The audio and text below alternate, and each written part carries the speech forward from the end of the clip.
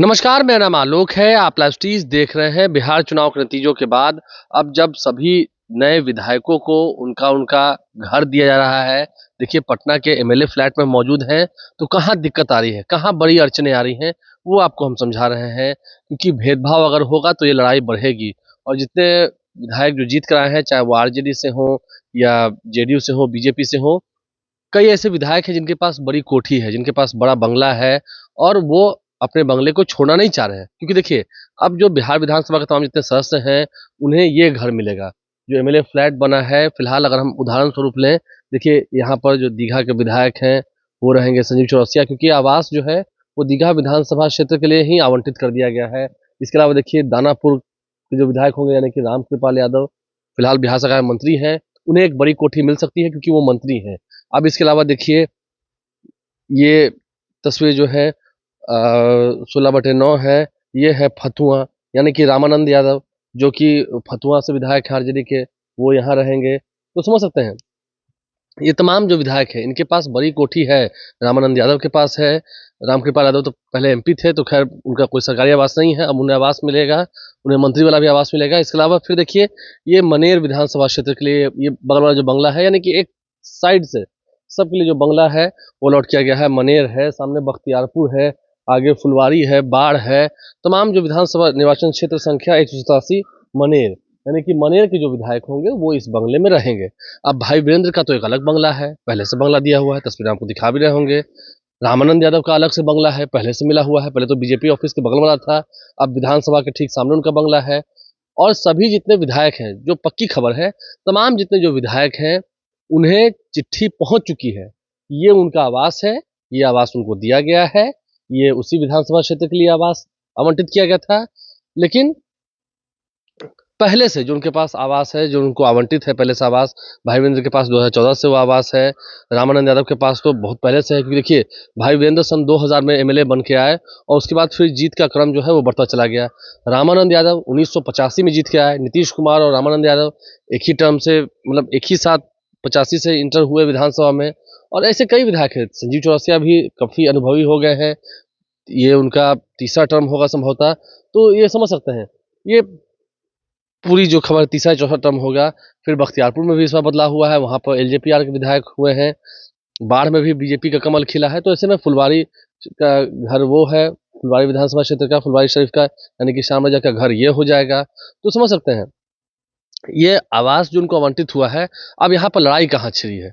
लड़ाई यहाँ छिड़ी है, अब मनेर के भाई वीरेंद्र कह रहे हैं कि जो अनंत सिंह का आवास मिला है मोकामा विधानसभा क्षेत्र में, वो वन ऑफ माल रोड छोड़कर वहां जाएंगे ना। जो मोकामा के लिए आवास आवंटित हुआ है इसी एमएलए फ्लैट में पीछे वाले क्रम में, तो वहां वो जाएंगे, वो वन ऑफ माल रोड खाली करेंगे? तो वो तो जाएंगे नहीं, अभी तक ऐसी कोई सुरसार भी नहीं है। तो जब वो नहीं जाएंगे तो हम क्यों जाएं? वो नहीं जाएंगे तो हम क्यों जाएं? फतुआ से रामानंद यादव, उनका भी बंगला आवंटित है, उन्हें भी कोठी मिली हुई है, तो फिर ये भेदभाव क्यों? क्योंकि अनंत सिंह को भी मोकामा वाला आवास मिला हुआ है, उनका नया ठिकाना वो होगा।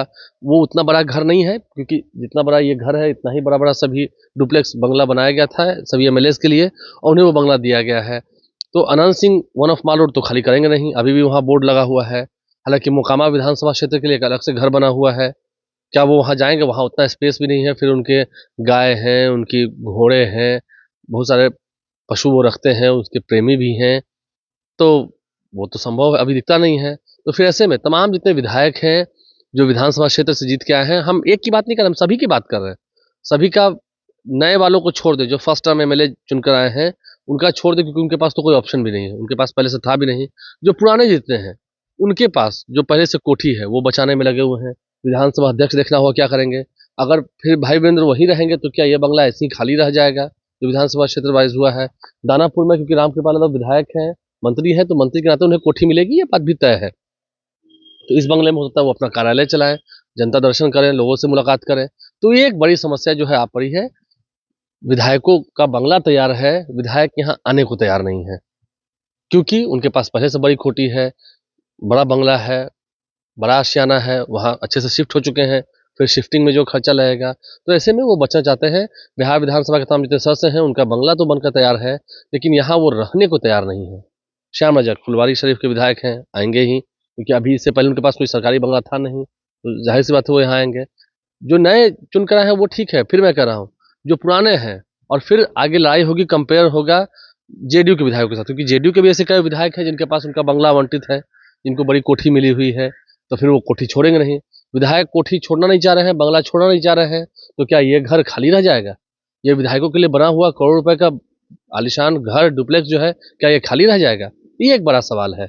आप लाइफस्टाइल संपन्न है, सभी के घर की तस्वीरें हमने आपको दिखाई हैं, किसी एक की बात हम नहीं कर रहे, हम सभी की बात कर रहे हैं। कई जेडीयू के भी विधायक हैं, कई से जेडीयू के विधायक हैं। देखिए ना, बांकीपुर से, दीघा के बाद वहां फिर आपको बांकीपुर का भी बंगला है। नितिन नवीन तो अब राष्ट्रीय कार्यकारी अध्यक्ष हो गए, वो तो खैर अब दिल्ली रहेंगे, राज्यसभा भी जाएंगे, आगे फिर लोकसभा जाएंगे। तो ये एक बात है। नितिन नवीन का पहले से बंगला है मंत्री वाला, खैर अब वो मंत्री भी नहीं रहे, मंत्री से उन्होंने इस्तीफा कर दिया है। तो अब बांकीपुर में जो उपचुनाव होगा, क्या नितिन नवीन छोड़ेंगे? सबसे बड़ी बात तो यह है, क्या वो बांकीपुर की जिम्मेदारी छोड़ेंगे? अगर छोड़ेंगे फिर उपचुनाव होगा, जो जीत के आएंगे तो इसमें रहेंगे, जो भी माननीय सदस्य होंगे वो जीत के आएंगे, और पहले से उनके पास बंगला है। तो ऐसे में ये फतुआ के है, फिर आगे पटना साहिब के है, रत्नेश कुशवाहा वहां जीत के आए हैं। ये देखिए, ये आपको कुम्हरार के जो विधायक है संजय गुप्ता, उनके लिए घर है। तो सभी के लिए उनको उनका जो घर है आवंटित किया गया विधानसभा क्षेत्र। नए वाले, फिर मैं कह रहा हूँ, नए वाले विधायक में दिक्कत नहीं है, जो नए नए निर्वाचित होकर आए विधायक उनमें दिक्कत नहीं, उनको तो फर्स्ट एंड लास्ट ऑप्शन यही है, यही मिल रहा है, यही लेना ही है। ये आवंटित पहले से किया जा चुका है विधानसभा क्षेत्र के हिसाब से। लेकिन जिनके पास पहले से कोठी है, बड़ा बड़ा बंगला है, बंगले वाले विधायक जी, क्या इस घर में रहेंगे? इस घर में रहेंगे? अभी तो ऐसा नहीं है। विधानसभा अध्यक्ष देखना वो आगे कैसे सेटलमेंट करते हैं, उनके पास बड़ी जिम्मेदारी है, डॉक्टर प्रेम कुमार के पास। आप लाइव से बने रहें, हमारे चैनल को सब्सक्राइब कर लें, साथ साथ फेसबुक पेज भी लाइक करें। धन्यवाद।